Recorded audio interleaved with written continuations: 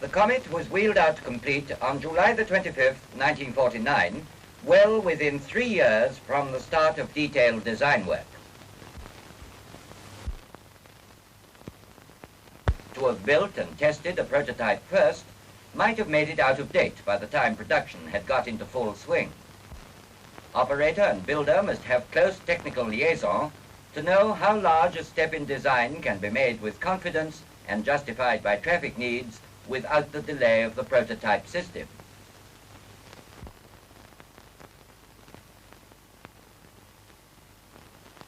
Engine runs occupied the first afternoon.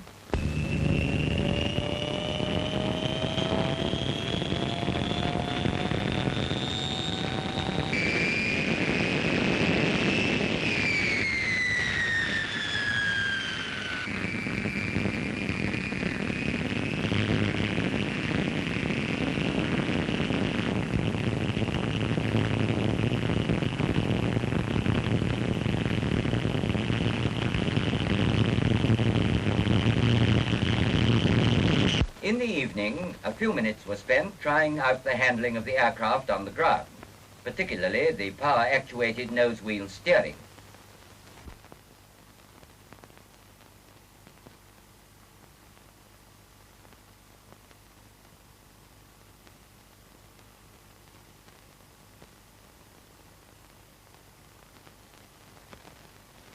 Two runs were made along the runway at 50 and 60 miles an hour. A total of 40 minutes' work. It looks prettier out of doors than it did in the hangar. It looks what it is, a considerable step forward in airliner design, but not so radical as to require a prototype to be built and flown before production could be ventured upon. Indeed, a first batch of 16 was ordered and laid down straight from the drawing board.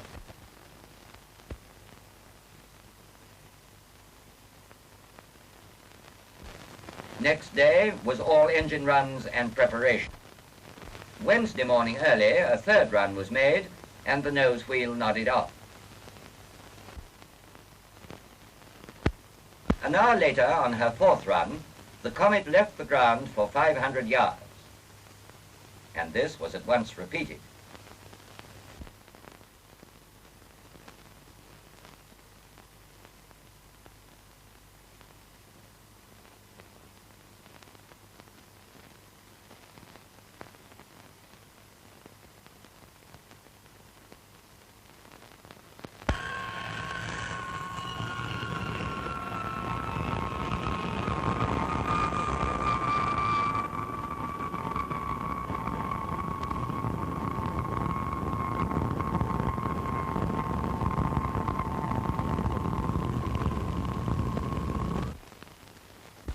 At lunchtime, she faced the cameras. And in the evening, when the press had departed, and after a sixth practice run, Cunningham took the Comet off on a 31 minutes flight before a crowd of workers who had just knocked off for the day, and then flew along the runway at 100 feet in salute.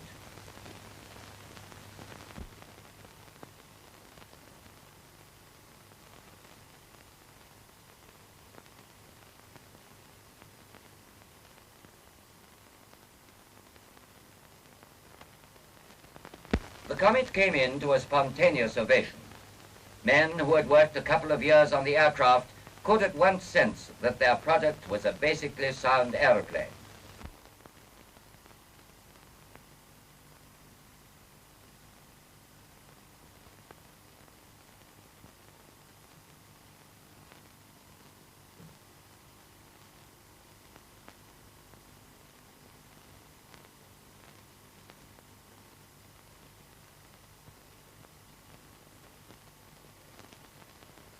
In 18 working days, the of general handling qualities was pretty well completed. In all respects, the Comet handles well in the air and on the ground. These first tests took it to operational speeds and heights, 8 miles above the Earth, and nearly twice the cruising speed of current airliners. A long period of development flying lies ahead before the Havilland Comet can go into public service. It has to demonstrate that it really can be commercially competitive as well as giving a briefer, smoother journey.